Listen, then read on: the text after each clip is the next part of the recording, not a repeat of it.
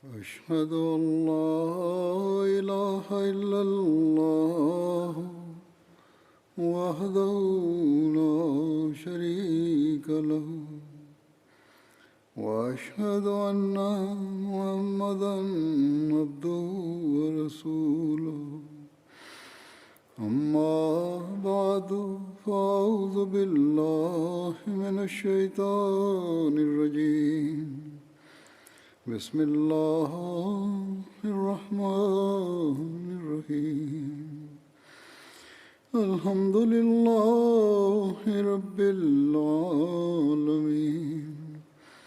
الرحمن الرحيم مالك يوم الدين إياك نعبد وإياك نستعين اهدنا الصراط المستقيم صراط الذين أنعمت عليهم غير المغضوب عليهم ولا الضالين.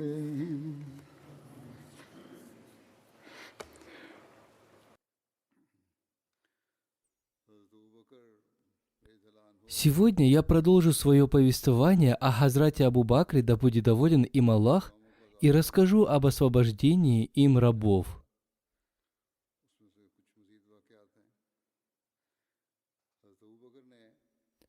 Хазрат Абу Бакр Сиддик, да будет доволен им Аллах, освободил рабыню по имени Нагдия и ее дочь.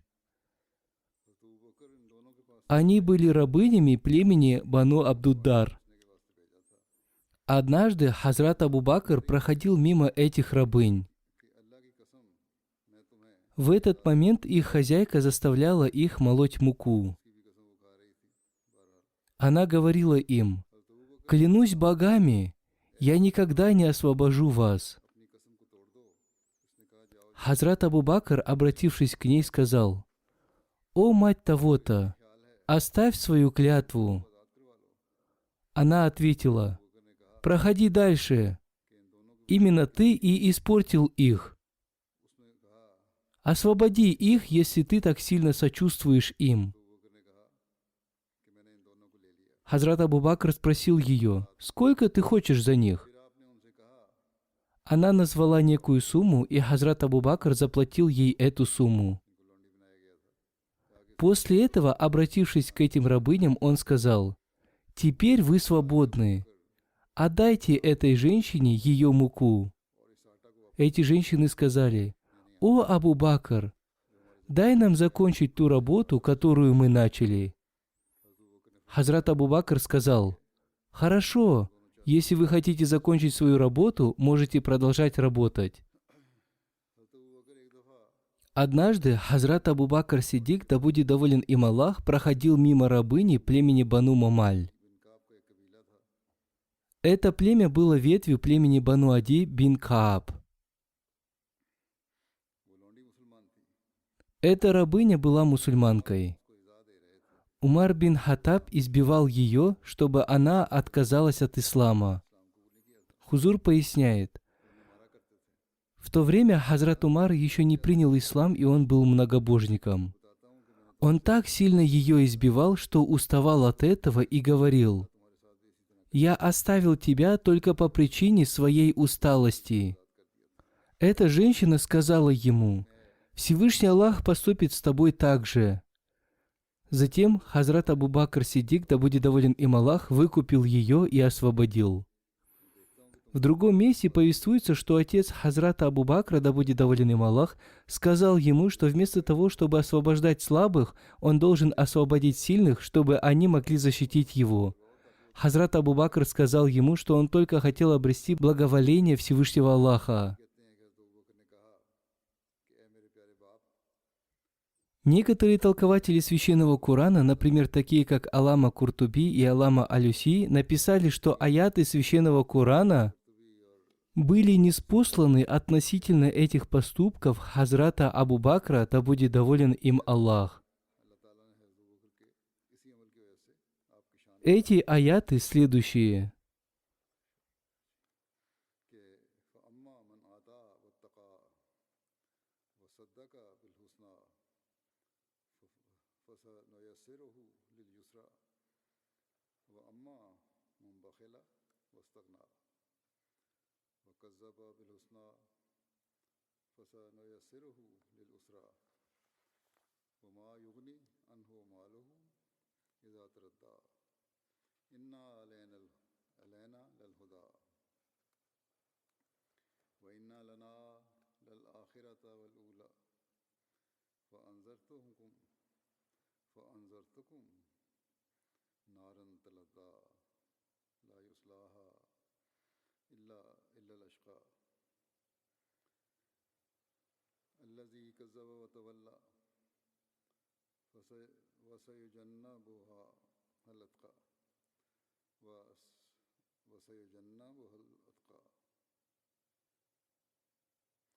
अल्लज़ी योती मालहु यतज़क्का अल्लज़ी योती मालहु यतज़क्का वमा लिअहदिन इंदहु मिन नेमतिन तुज़ा इल्ला इब्तिग़ाअ वजहि रब्बिहिल आला वलसौफ़ा यर्दा। बस वो जिसने राह हक़ में Что же касается того, кто скупился и считал себя ни в чем не нуждающимся, и счел ложью наилучшее, то мы облегчим ему к тягчайшему, и не поможет ему богатство его, когда он низвергнется. Воистину, на нас обязанность наставлять. Воистину, нам принадлежит жизнь будущая и жизнь первая, и поэтому я предостерегаю вас от огня, который пылает, и никто не войдет в него, кроме самого злополучного, который счел истину ложью и отвратился. И спасен от него будет самый богобоязненный, который раздает богатство свое, чтобы очиститься, и нет на нем ни для кого никакой милости, за которую должно быть воздано. Только желая лика владыки своего Всевышнего, и непременно он будет удовлетворен.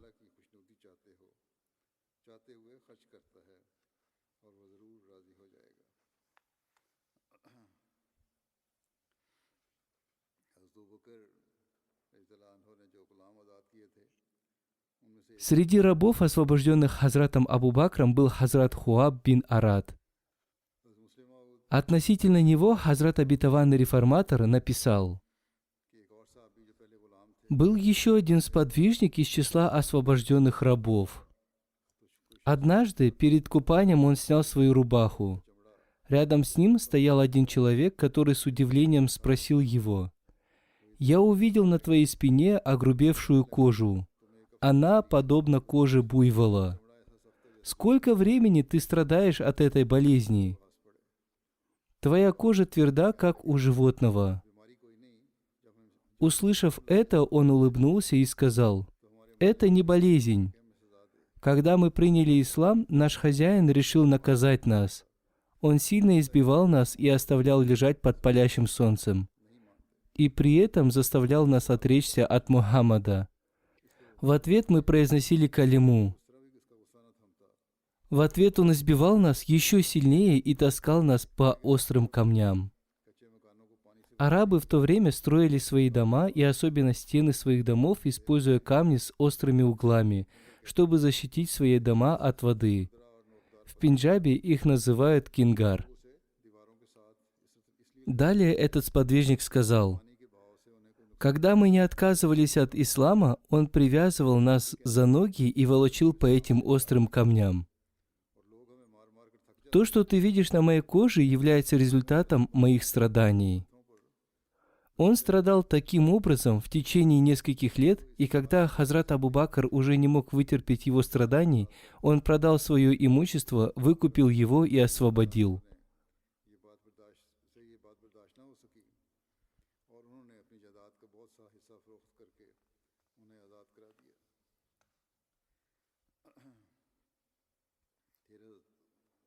Хазрат Абу Бакр освободил многих рабов. Об этом обетованный реформатор написал: «Рабы, которые приняли посланника Аллаха, мир ему и благословение Аллаха, были из разных народов. Например, Хазрат Билял был из Эфиопии, Хазрат Сухейб был византийцем. Среди этих рабов были и бывшие христиане, например, Хазрат Джубейр и Хазрат Сухейб. Среди них были и бывшие многобожники, например, Хазрат Биляль и Хазрат Аммар. Хозяин Хазрата Биляля бросал его на раскаленный песок и сверху клал на него тяжелый камень. Затем он заставлял молодых людей прыгать на его груди. Когда Хазрат Абу Бакр увидел, каким жестокостям подвергался Хазрат Биляль, он выкупил его и освободил. Однажды Хазрат Абу Бакр принял решение совершить переселение в Абиссинию, Эфиопию. Об этом повествуется. Когда количество мусульман увеличилось и ислам вышел наружу, неверные из числа курайшитов стали подвергать людей из своего племени, принявших ислам, мучениям, чтобы заставить их отречься от ислама. После этого посланник Аллаха, мир ему и благословение Аллаха, сказал им, чтобы они расселились по всей земле. Он сказал: «Воистину, Всевышний Аллах соединит вас вместе». Сподвижники спросили его, куда им переселиться, и посланник Аллаха, мир ему и благословение Аллаха, указал в сторону Абиссинии. Это произошло в месяц Раджаб на 5-м году пророчества. По повелению посланника Аллаха, мир и благословение Аллаха да пребывает с ним, в Абиссинию переселились 11 мужчин и 4 женщины. После их переселения неверные стали мучить и избивать Хазрата Абу Бакра. Затем и Хазрат Абу Бакр хотел переселиться в Абиссинию. В Сахих Бухари повествуется об этом. Супруга посланника Аллаха, мир и благословение Аллаха да пребывает с ним, Хазрат Айша, да будет доволен ею Аллах, сказала: «Сколько я помнила своих родителей, они всегда исповедовали эту религию, и не было такого дня, когда бы посланник Аллаха, мир и благословение Аллаха да пребывает с ним, не заходил к нам утром и вечером». После того, как мусульмане стали подвергаться испытаниям, Абу Бакр решил переселиться в Эфиопию. А когда он добрался до Барак-аль-Кимада, его встретил вождь племени Аль-Кара ибн ад-Дугуна, который спросил: «О, Абу Бакр, куда ты собрался?» Абу Бакр ответил: «Мои соплеменники изгнали меня, и я хочу странствовать по земле, поклоняясь моему Господу». Ибн ад-Дугуна сказал: «О, Абу Бакр, воистине, такой человек, как ты, не должен ни уезжать, ни изгоняться, ведь ты наделяешь неимущих, поддерживаешь связи с родственниками, помогаешь нести бремя слабым, оказываешь людям гостеприимство и помогаешь им переносить невзгоды судьбы, и поэтому я беру тебя под свою защиту. Отправляйся назад и поклоняйся своему Господу в своем городе».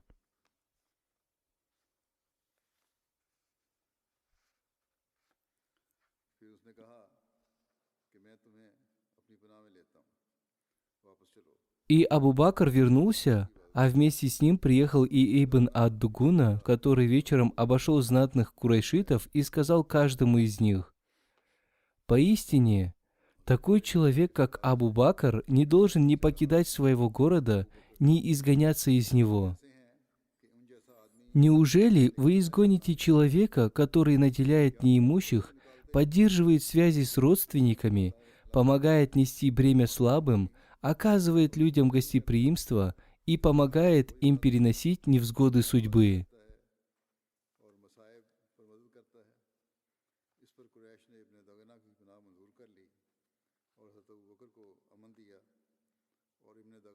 И курайшиты не отвергли заступничество Ибн ад-Дугуны, но сказали ему: «Скажи Абу Бакру, чтобы он поклонялся своему Господу у себя дома.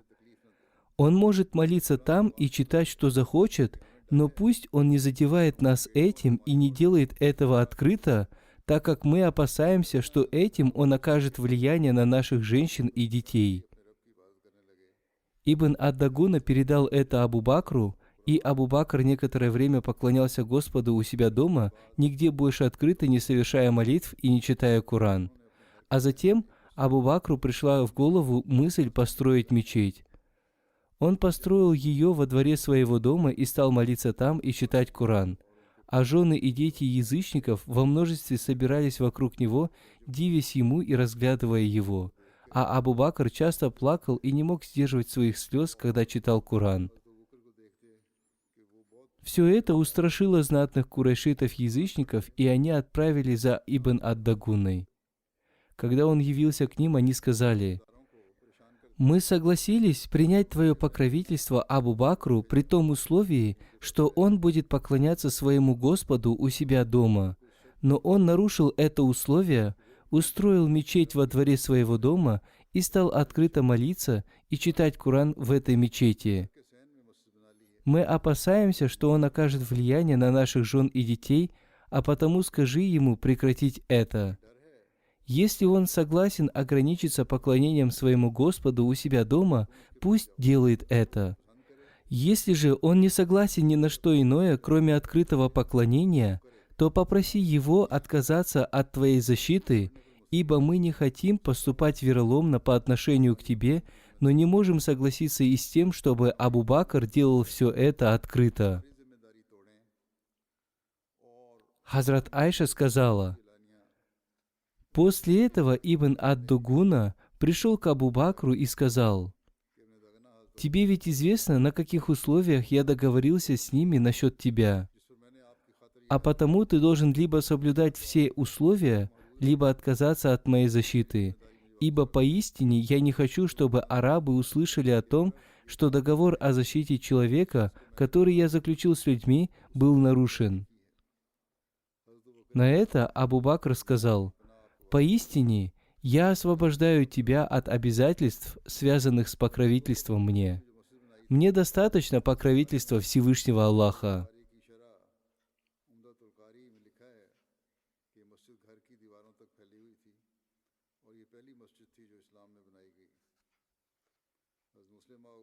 В связи с этим Хазрат обетованный реформатор написал: «Хазрат Абу Бакр был таким человеком, которому была благодарна вся Мекка. Он потратил на освобождение рабов все свое имущество. Однажды он выехал из Мекки с мыслями покинуть ее. По дороге ему повстречался один из вождей. Он спросил его: «О, Абу Бакр, куда ты направился?» Хазрат Абу Бакр сказал: «Я иду туда, куда глядят мои глаза. В этом городе для меня уже нет безопасности». Этот вождь сказал: «Этот город подвергнется порче, если его покинет такой человек, как ты. Не покидай нас, я предоставлю тебе покровительство». Таким образом, Хазрат Абу Бакр вернулся в город под защитой этого вождя. Каждое утро, когда он читал священный Коран с рыданием и красивым голосом, все женщины и дети внимательно слушали его. Поскольку священный Коран был на арабском языке, каждый ребенок и каждая женщина прекрасно понимали его, и он оказал на них сильное влияние. Весть об этом распространилась по всей Мекке, и неверные стали говорить, что теперь люди отвергнут свою религию. Хузур поясняет: такая же ситуация в настоящее время сложилась в Пакистане. Если кто-то видит, что мусульмане Ахмади читают священный Коран и совершают намаз, то другие люди, видя это, думают, что другие люди могут отвергнуть свою религию. Для мусульман Ахмади, читающих священный Коран и совершающих намаз, назначено наказание. Одним словом, люди обратились к этому вождю и спросили его, почему он предоставил убежище Хазрата Абу Бакру. После этого этот вождь спросил Хазрата Абу Бакра, почему он читает священный Коран, и сказал ему, что мекканцы недовольны этим. Хазрат Абу Бакр ответил ему: «В таком случае я выхожу из твоей защиты, поскольку я не могу прекратить это делать». Так Хазрат Абу Бакр отказался от его защиты. Хазрат Абу Бакр находился вместе с посланником Аллаха, мир ему и благословение Аллаха, в долине Абу Талиба. Курайшиты чинили препятствия проповедованию посланника Аллаха, мир ему и благословение Аллаха, и когда они не преуспели в этом деле, они решили объявить бойкот племенам Бану Хашим и Бану Мутталиб. В связи с этим Хазрат Мирза Башир Ахмад в своей книге «Сират Хатама Набиин. Жизнеописание печати пророков» написал: «Поэтому в качестве практического усилия после взаимного обсуждения они решили, что все отношения с посланником Аллаха, мир и благословение Аллаха да пребывает с ним, и со всеми членами племени Бану Хашим и Бану Муталиб должны быть разорваны. И если они откажутся защищать посланника Аллаха, мир и благословение Аллаха да пребывает с ним, они должны быть взяты в осаду в одном месте и уничтожены. Поэтому в месяц Мухаррам 7-го Набави было составлено соответствующее соглашение о том, что никто не должен вступать в брак с кем-либо из племени Бану Хашим и Бану Муталиб. Никто не должен ничего продавать им или покупать у них, и они не должны позволять продавать им еду и питье. Они не должны поддерживать с ними никаких отношений до тех пор, пока они не отделятся от Мухаммада и не передадут его в их руки. Это соглашение, в которое вместе с курайшитами были также включены Бану Кинана, было официально записано и подписано главными вождями курайшитов и вывешено на стене Каабы в виде важного национального завещания.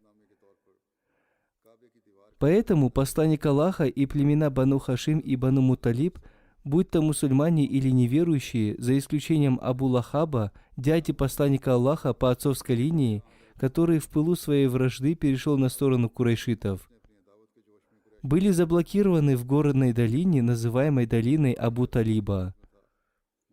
Таким образом, два крупных племени курайшитов были полностью отделены от общественной жизни Мекки и заключены в тюрьму под пристальным наблюдением в долине Абу Талиб, принадлежащей Бану Хашим.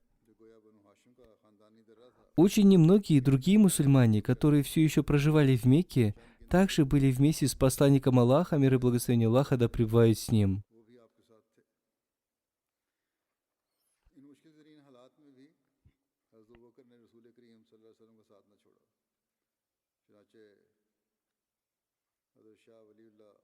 Шах Валиулла, да пребудет с ним милость Всевышнего Аллаха, в связи с этим написал: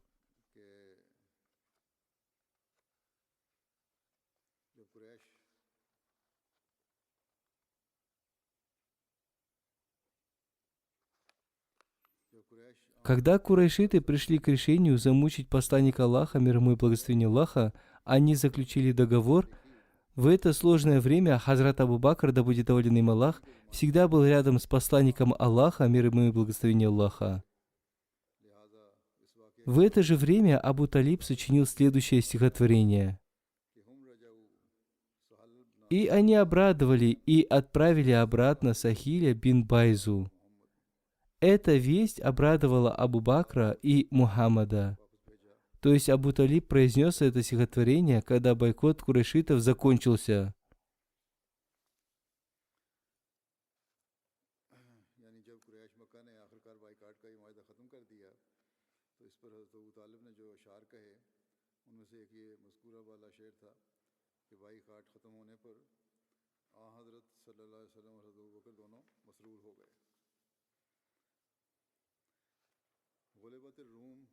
Хазрат Ибн Аббас повествует о пророчестве, связанном с поражением Византии. Неверные хотели, чтобы персы одержали победу над Византией, поскольку они тоже были идолопоклонниками.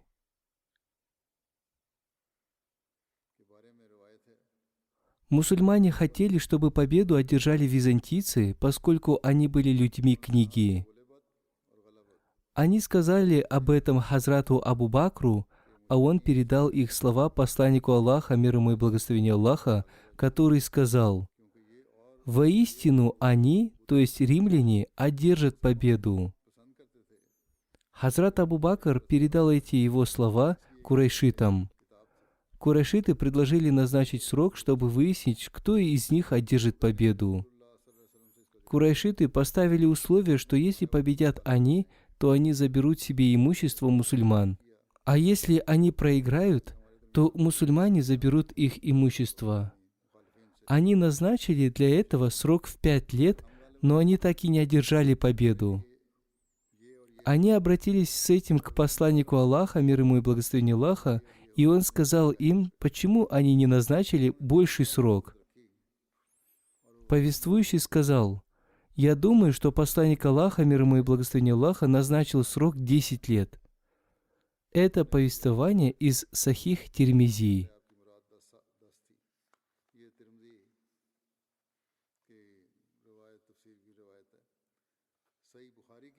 В Сахих Бухари есть повествование, где описаны 4 пророчества, которые исполнились с большим величием.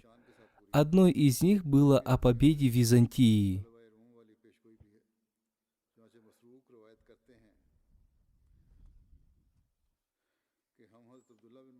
Сообщается, что Масрук, да помилует его Аллах, Всевышний, сказал: «Однажды я пришел к Абдуллаху ибн Масуду, который сказал: поистине, если о том, чего ты не знаешь, сказать «я не знаю», это будет одним из признаков знания. Ведь Аллах сказал своему пророку, мир и благословение Аллаха да пребывает с ним: скажи, я не требую у вас за это никакого вознаграждения, и не отношусь я к числу обременяющих себя». Что же касается курайшитов, то когда они стали одолевать пророка, мир и благословение Аллаха да пребывает с ним, и восставать против него, он сказал: «О Аллах, помоги мне против них, и пошли им 7 голодных лет, подобных 7 годам Юсуфа». После этого их поразила такая засуха, что из-за истощения они стали употреблять в пищу кости и падаль, а от голода люди видели между небом и землей нечто похожее на дым, и они стали говорить: «Господь наш, избавь нас от этого наказания, поистине мы веруем». А пророку было сказано: «Если мы избавим их от этого, они снова вернутся к своему неверию». Однако он обратился с мольбой к своему Господу, который избавил их от этого, после чего они снова вернулись к неверию, и отмщение Аллаха настигло их в день битвы при Бадре, о чем Всевышний Аллах сказал так: «Жди же того дня, когда небо станет испускать ясно видимый дым, который окутает собой людей. Это и будет мучительное наказание. Тогда они скажут: Господь наш, избавь нас от этого наказания, поистине мы веруем». Но разве пойдет им на пользу наставление? Ведь уже явился к ним разъясняющий посланник, а они отвернулись от него, сказав: «Он кем-то подучен и безумен. Конечно, мы избавим вас от этого наказания на короткое время, но вы ведь вернетесь к своему неверию. Но в тот день, когда мы нанесем им величайший удар, поистине мы отомстим». В комментариях к этому хадису Аллама Бадруддин Айни написал: когда произошла битва между персами и византийцами, мусульмане отдавали предпочтение византийцам, поскольку они были людьми книги. Неверные из числа курайшитов отдавали предпочтение персам, поскольку они были огнепоклонниками, а курайшиты были идолопоклонниками. Между Абу Джахлом и Хазратом Абу Бакром было поставлено условие. Был назначен срок в несколько лет. Посланник Аллаха, мир ему и благословение Аллаха, сказал: «Там есть слова, означающие промежуток времени от 3 до 9 лет, поэтому увеличьте этот срок до 9 лет». Хазрат Абу Бакр так и поступил, и византийцы одержали победу в течение этого срока. Всевышний Аллах изрекает: «Я Аллах наилучший, знающий». Византийцы побеждены в самой ближней земле, но они после победы над ними обязательно победят в течение нескольких, от 3 до 9 лет. Аллаху принадлежит повеление, и прежде, и после, и в тот день возрадуются верующие с помощью Аллаха. Шаби написал: в то время было дозволено ставить условия. Хазрат Мирза Башир Ахмад написал об этом: до появления ислама и в его раннюю эпоху двумя самыми могущественными и крупнейшими державами цивилизованного мира были Персидская и Римская империи. Обе эти империи находились рядом с Аравией. Персидская империя на северо-востоке, а Римская империя на северо-западе. Поскольку обе эти империи граничили, между ними возникали войны и конфликты. И в ту эпоху, о которой мы сейчас говорим, обе эти империи находились в состоянии войны. Персия завоевала господство над Византией и захватила многие из ее ценных регионов. Таким образом, Персия будет продолжать доминировать над Римом. Поскольку курайшиты были идолопоклонниками, а религия Персии была очень похожа на их религию, по этой причине курайшиты были очень довольны победами Персии. В то время как мусульмане отдавали предпочтение Риму, который был христианским. Из-за того, что они были христианами, они тоже были людьми книги, и из-за их связи с Мессией они были ближе к мусульманам, чем народы, которые были идолопоклонниками и огнепоклонниками. В таких обстоятельствах, получив знания от Аллаха Всевышнего, посланник Аллаха, мир и благословение Аллаха да пребывает с ним, пророчествовал, что хотя в настоящее время Рим находится под властью Персии, через несколько лет он одержит победу над Персией, и в тот день верующие возрадуются. Услышав это пророчество, мусульмане, среди которых в частности упоминается имя Хазрата Абу Бакра, начали открыто объявлять в Мекке, что наш Бог сказал нам, что Рим скоро одержит победу над Персией.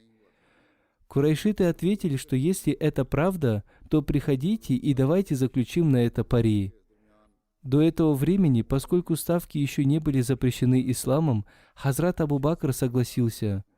Между Хазратом Абу Бакром и вождями курайшитов были установлены условия о нескольких верблюдах и назначенном сроке в 6 лет. Однако, когда посланник Аллаха получил известие об этом, он сказал: «Назначать срок в 6 лет неправильно». Всевышний Аллах использовал эти слова в отношении назначенного времени, которое, согласно арабской идиоме, используется для обозначения периода времени от 3 до 9 лет. Этот случай относится к тому времени, когда посланник Аллаха, мир и благословение Аллаха да пребывает с ним, жил в Мекке и еще не переселился. После этого в назначенные сроки война приняла иной оборот. И в течение короткого промежутка времени Рим разгромил Персию и вернул себе всю свою территорию. Это произошло уже после переселения. Хазрат обетованный реформатор сказал об этом. Посланник Аллаха, мир ему и благословение Аллаха, был еще в Мекке, когда распространилась весть о том, что персы одержали победу над византийцами. Мекканцы были очень обрадованы и говорили, что персы такие же идолопоклонники, как и они. Поражение византийцев они посчитали хорошей приметой. Они подумали, что и они одержат победу над посланником Аллаха Мухаммадом, мир ему и благословение Аллаха. Однако Всевышний Аллах не спаслал посланнику Аллаха, мир ему и благословение Аллаха, следующий аят. Алиф лям мим. Я Аллах наилучший, знающий. Византийцы побеждены в самой ближней земле, но они после победы над ними обязательно победят в течение нескольких от 3 до 9 лет. Византийцы потерпели поражение в Сирии, но не надо думать, что это было окончательное поражение. После поражения в течение 9 лет они вновь одержат победу. После объявления этого пророчества мекканцы стали насмехаться над ним. Хазрат Абу Бакр Сиддик, да будет доволен им Аллах, заключил пари с неверными на 100 верблюдов. Неверные поставили условие: если после поражения римляне обретут развитие, они отдадут мусульманам 100 верблюдов. Если произойдет обратное, то мусульмане должны будут отдать им 100 верблюдов. Казалось, что это пророчество является трудновыполнимым, поскольку после поражения в Сирии войска византийцев постоянно отступали. В то время персидское войско дошло до берегов Мраморного моря. Константинополь потерял все свои азиатские территории. Великая римская держава превратилась в маленькую республику. Однако слова Всевышнего Аллаха должны были быть исполнены, и они исполнились. Римский правитель, будучи разочарованным, вместе со своим войском вышел из Константинополя для последней атаки. Они сражались на Азиатском берегу. И согласно пророчеству Священного Корана, небольшая армия византийцев одержала победу над персами. Персы бежали с поля битвы и достигли границ Персии. Римляне снова одержали над ними победу.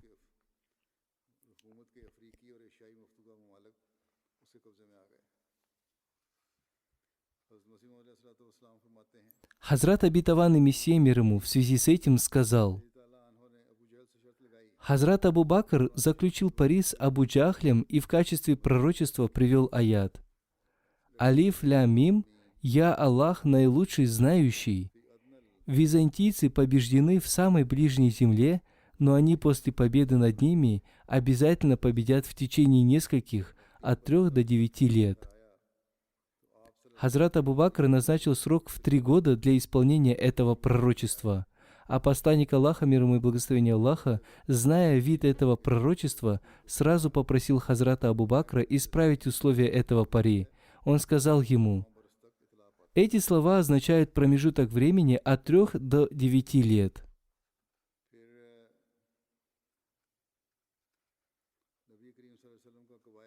Когда посланник Аллаха, мир ему и благословение Аллаха, проповедовал разным племенам, Хазрат Абу Бакр был вместе с ним.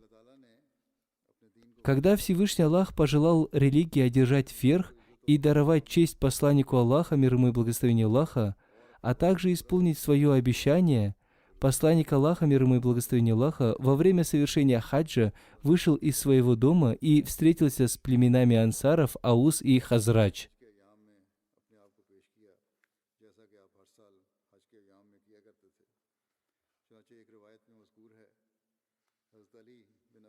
Хазрат Али бин Абу Талиб, да будет доволен им Аллах, повествует: когда Всевышний Аллах повелел посланнику Аллаха, мир ему и благословение Аллаха, проповедовать арабским племенам, я, Абу Бакр и посланник Аллаха, мир ему и благословение Аллаха, выехали в сторону Мины. Там мы побывали на собрании арабов. Хазрат Абу Бакр Сиддик вышел вперед, поскольку был опытным и знающим генеалогию арабских племен. Он спросил их, из какого они народа. Они ответили: из племени Рабия. Хазрат Абу Бакр спросил их, из какой они ветви племени Рабия. Они ответили, что они из племени Зухла. Затем мы побывали на собраниях племен Аус и Хазрач. Это были люди, которых посланник Аллаха, мир ему и благословение Аллаха, назвал ансарами, помощниками, поскольку они дали убежище и помогли посланнику Аллаха, мир ему и благословение Аллаха. Мы не уходили, пока люди не принесли обет верности посланнику Аллаха, мир ему и благословение Аллаха. Еще в одном месте Хазрат Али повествует: когда Всевышний Аллах повелел посланнику Аллаха, мир ему и благословение Аллаха, проповедовать среди арабских племен, я, Хазрат Абу Бакр и посланник Аллаха, мир ему и благословение Аллаха, выехали из дома. Мы прибыли на одно из собраний, где царили спокойствие, почтение и уважение. Эти люди были очень уважаемыми и благородными. Хазрат Абу Бакр спросил, из какого они племени. Они ответили, что из племени Бану Шобан бин Салиба.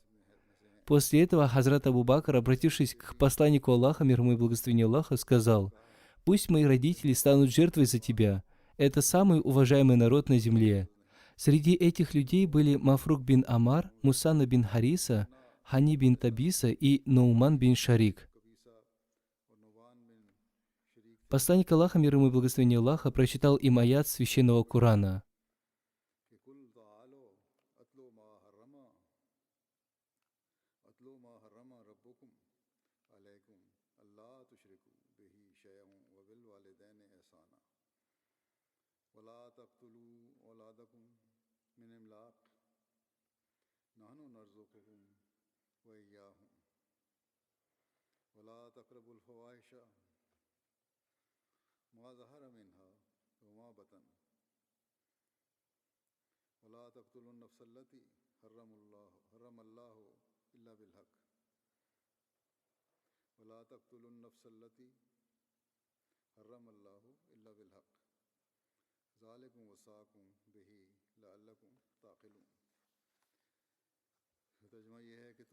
Скажи: придите, прочту я вам то, что запретил вам владыка ваш, чтобы не предавали вы ничего в сотоварищи ему, и к родителям добродеяния, и не убивайте детей ваших из страха бедности, мы наделяем и вас, и их.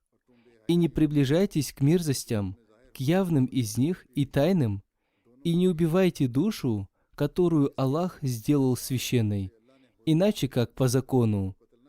Это завещал Он вам, чтобы уразумели вы.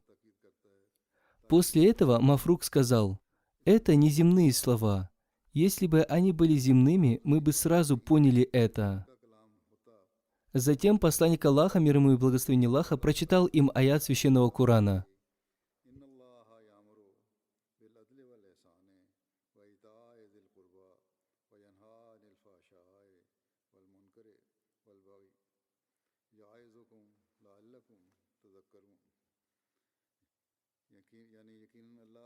Воистину, Аллах повелевает справедливость и благодеяние и одаривает людей как близких, и запрещает Он мерзость, порицаемое и беззаконие.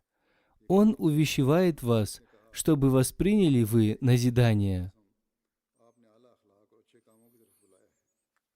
После этого Мафрук, обратившись к посланнику Аллаха, мир ему и благословение Аллаха, сказал: «О наш брат Курайшит, клянусь Аллахом, ты призвал нас к высокой нравственности и добрым делам.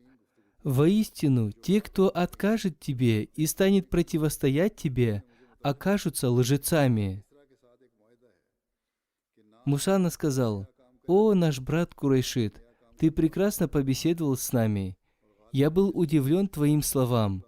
Однако у нас имеется договор с Хосровом о том, что мы не предпримем ничего нового и не предоставим убежище человеку, который будет говорить что-то новое. Наверное, ты призываешь нас к тому, что не по нраву нашему правителю. Если ты желаешь, чтобы мы помогли и защитили тебя на арабской земле, то мы сделаем это». Посланник Аллаха, мир ему и благословение Аллаха, сказал: «В вашем ответе нет ничего плохого. Вы сказали ясную правду. Религия Всевышнего Аллаха может быть установлена только тем, кого Всевышний Аллах объемлет со всех сторон». Затем посланник Аллаха, мир ему и благословение Аллаха, взяв за руку Хазрата Абу Бакра, ушел оттуда. В другом месте повествуется, что посланник Аллаха, мир ему и благословение Аллаха, сказал им: «Что вы думаете, если Всевышний Аллах передаст вам во введение земли Хасрова, и их женщины окажутся под вашей властью? Будете ли вы тогда служить Богу?» Услышав эти слова, они сказали: «Клянемся Богом, мы готовы к этому». Теперь посмотрите на всемогущего Всевышнего Аллаха. Эти слова посланника Аллаха, мир ему и благословение Аллаха, исполнились слово в слово. И Мусана, который боялся Хасрова и еще не был готов к принятию ислама, в период халифата Хазрата Абу Бакра стал командующим мусульманским войском против Хасрова. Он одержал победу над Хасровым и стал свидетелем исполнения пророчества посланника Аллаха, мир ему и благословение Аллаха. В одном месте также повествуется о том, что во время хаджа, когда племя Бакр бин Ваиль прибыло в Мекку для совершения хаджа, посланник Аллаха, мир ему и благословение Аллаха, отправил с ним Хазрата Абу Бакра с целью проповедования. Он пришел к ним и стал проповедовать. Он рассказал им о посланнике Аллаха, мир ему и благословение Аллаха. В следующий раз, иншаллах, я продолжу свое повествование об этом.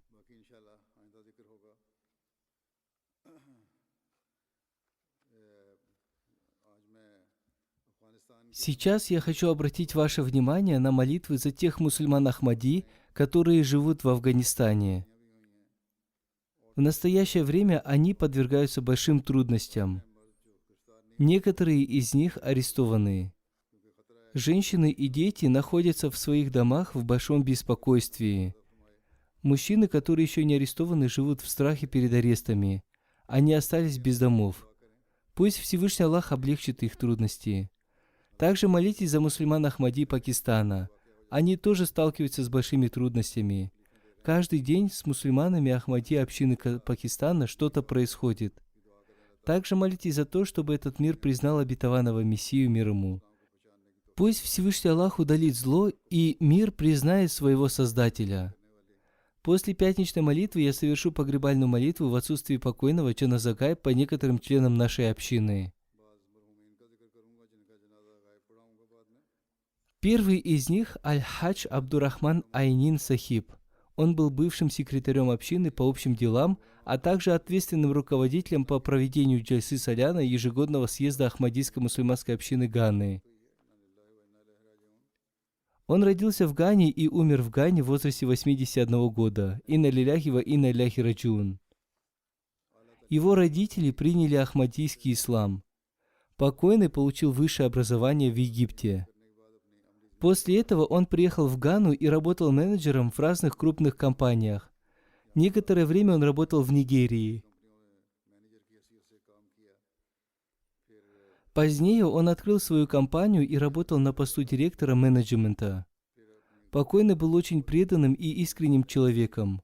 Ему посчастливилось стать примером в служении общине. Он всегда ставил на первое место служение общине. Он служил в общине на разных постах. Покойный был всегда послушным амиру общины. Обычно он рано утром приходил к амиру общины и просил его дать ему какую-нибудь работу. В течение длительного времени он служил на посту президента общины в районе Большой Акры. С 1989 по 1998 годы он служил на посту руководителя организации Ансаруллах общины Ганы. До самой своей смерти он служил на посту руководителя Национального совета. Он всегда был готов помочь другим. Покойный был щедрым человеком. Его сочувствие не ограничивалось только его семьей. Он помогал родственникам, членам общины, друзьям и соседям. Он был преданным общине и искренним служителем Ахмадийского халифата. Он всегда думал о пользе общины и никогда не обращал внимания на противодействия. Он был постоянным в совершении молитвы тахаджуд. Он не пропускал ее, даже находясь в поездке. Он был муси и регулярно платил все взносы. Он оставил супругу 5 сыновей и 5 дочерей.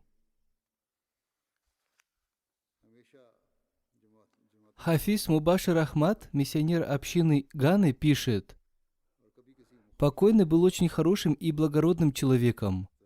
Он всегда говорил коротко и логично. Он умел сразу понять любую ситуацию. Однажды во время собрания возникли разногласия относительно одного вопроса. В течение долгих споров он только молчал и слушал.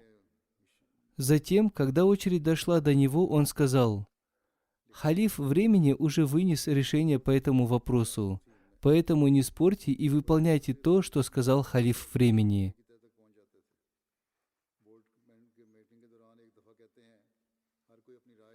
Посмотрите, какими преданными людьми Всевышний Аллах одарил общину даже в далеких странах.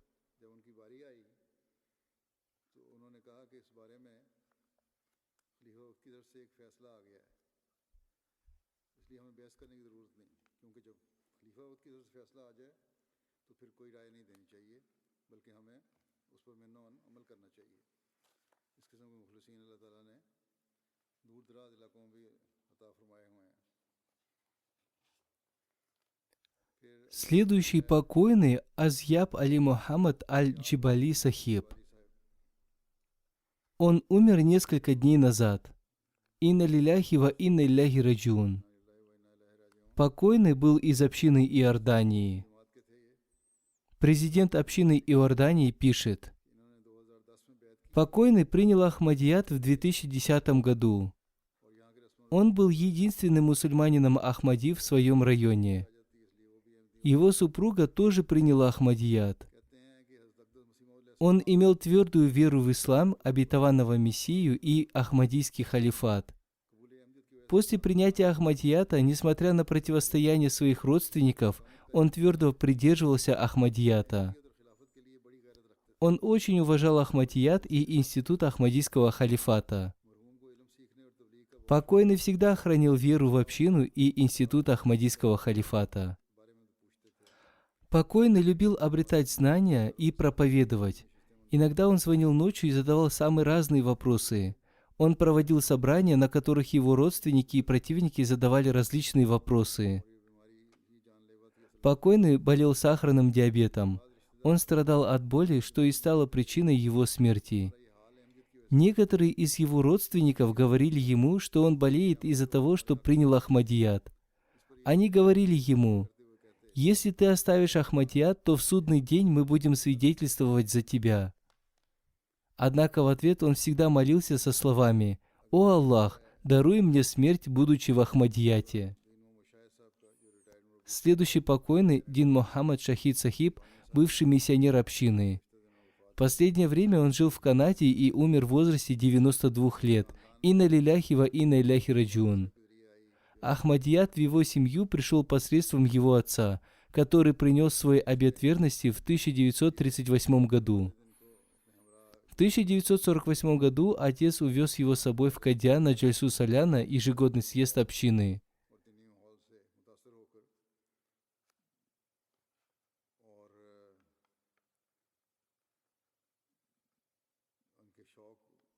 Убедившись в прекрасной атмосфере Кадьяна, отец оставил его там для продолжения учебы в возрасте 11 лет под руководством Хазрата Мир Мухаммада Исхак Сахиба. И он получил там образование, закончив Джами Ахмадия в 1953 году и получив диплом миссионера. Он служил миссионером в разных городах Пакистана.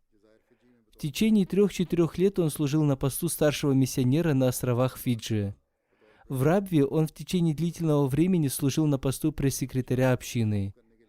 Покойный написал 4 книги и различные статьи. Он очень любил проповедовать и придумывал разные способы проповедования. По милости Всевышнего Аллаха покойный был муси. Он оставил супругу, 2 сыновей и 3 дочерей.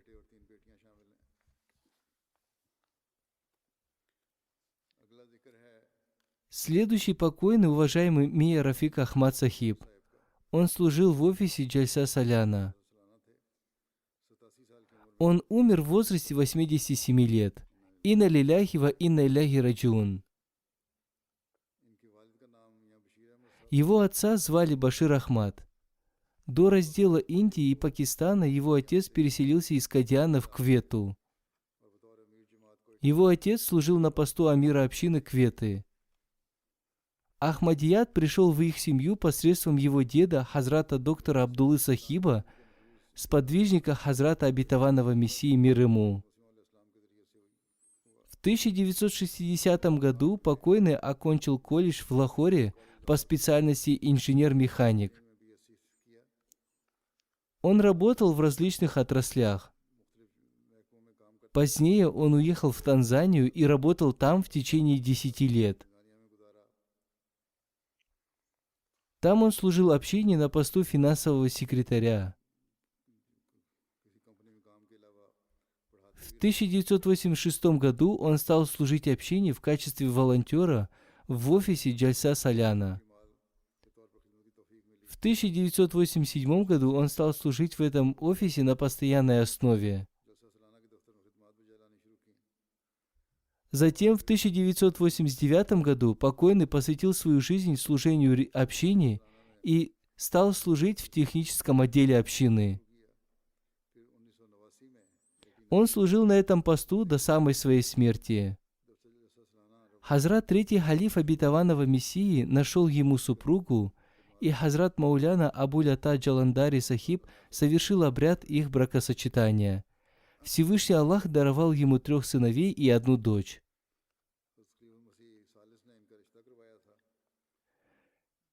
Его сын пишет: если кто-то говорил против системы общины, он сразу останавливал его. Он очень любил институт Ахмадийского халифата.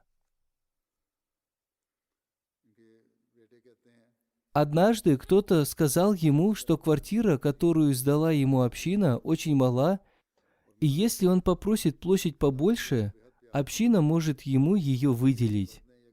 Однако он ответил: «Я был бы доволен, даже если бы мне пришлось жить в палатке. Я ничего не буду требовать у общины». После его смерти мы узнали о том, что он тайно помогал людям. Его младший сын пишет, что он регулярно совершал молитву Тахаджуд и очень любил читать священный Коран. Он был очень добрым, честным и обладал многими замечательными качествами.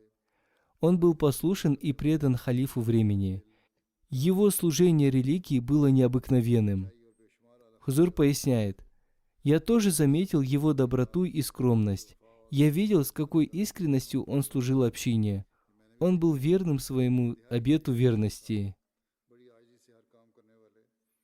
Далее его сын пишет: «Он всегда стремился экономить средства общины и старался достичь большей пользы, используя мало средств. Он принимал участие в разработке конвейера по выпуску лепешек в Рабве. Он всегда проявлял терпение в своих переживаниях и скорби. В такие моменты он всегда читал священный Коран.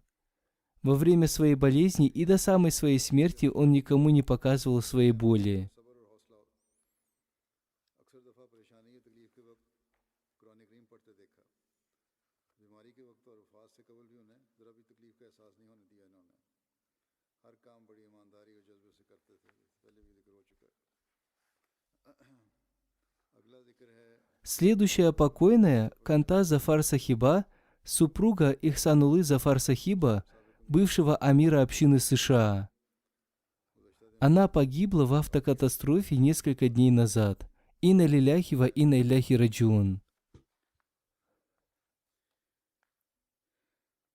1941 Покойная родилась в 1941 году. Она была дочерью Чодри Азим Али Сахиба, бывшего судьи. ان کے نانا چودھری فقیر محمد صاحب تھے جو پارٹیشن کے فوراً بعد ان کو نائب بطور ناظر امورہ میں خدمت کی توفیق ملی. بہت خوبیوں کی مالک اور خوش مزاج خاتون تھیں. خلافت سے بھی ہمیشہ وفا کا تعلق اور اس کا بہت اظہار بھی کیا انہوں نے. مرحومہ کو قرآن مجید سے بہت عشق تھا. حضرت صلی اللہ علیہ وسلم اور حضرت مسیح علیہ السلام سے بہت عقیدت تھی. اپنے بچوں میں بھی یہی عشق اور عقیدت پیدا کرنے کی کوشش کی. اللہ تعالیٰ کے فضل سے موسیہ تھیں. عثمان خان میں میاں کے علاوہ 2 بیٹیاں بھی شامل ہیں. ایک جوان بیٹا بھی تھا ان کا جو ایکسیڈنٹ میں کچھ عرصہ ہوا، کئی سال ہو گئے، فوت ہو گیا، اور بڑے صبر سے انہوں نے یہ صدمہ برداشت کیا. انعام الحق کوثر صاحب مربی لکھتے ہیں آسٹریلیا کے کہ میں امریکہ میں تھے جب یہ کہتے ہیں قرآن کریم کی کلاسیں لگتی تھیں تو باقاعدگی سے شامل ہوتی تھیں اور بڑی دور کا فاصلہ طے کر کے آیا کرتی تھیں. PhD ڈاکٹر تھیں یہ، مگر طبیعت انتہائی سادہ تھی. کسی قسم کا کوئی فخر یا دکھاوا کا پہلو نہیں تھا. غریبوں اور حاجت مندوں کا خیال بہت رکھا کرتی تھیں. مبلغین سے ایک مہربان ماں جیسا سلوک تھا اور بہت عزت اور احترام سے پیش آتی اور بڑی عاجزی سے سارے کام کرتی. لجنا کو اکثر کہا کرتی تھیں کہ جوتے رکھنے کی جگہ جو ہے وہاں جوتے رکھو، اور اگر جو نہیں رکھتا تھا تو خود اٹھا کر یہ کام بھی کر لیا کرتی تھیں. اس کے علاوہ بھی مسجد کی صفائی وغیرہ کام بھی بڑی عاجزی سے کیا کرتی تھیں. کہتے ہیں کہ تکبر یا دکھاوا نہیں تھا بالکل. بہت سادہ لباس پہنتی، بہت عمدہ طریق سے پیش آتی. کسی سے نہ کوئی ناراضگی نہیں تھی، ہر ایک سے بہت عمدہ طریق سے پیش آتی تھی. خلافت کی طرف سے ہونے والی ہر تحریک پر لبیک کہتی تھی. اللہ تعالیٰ ان تمام مرحومین کے سے مغفرت اور رحم کا سلوک فرمائے، درجات بلند کرے، ان کی نسلوں کو بھی ان کے نقش قدم پر چلنے کی توفیق عطا فرمائے.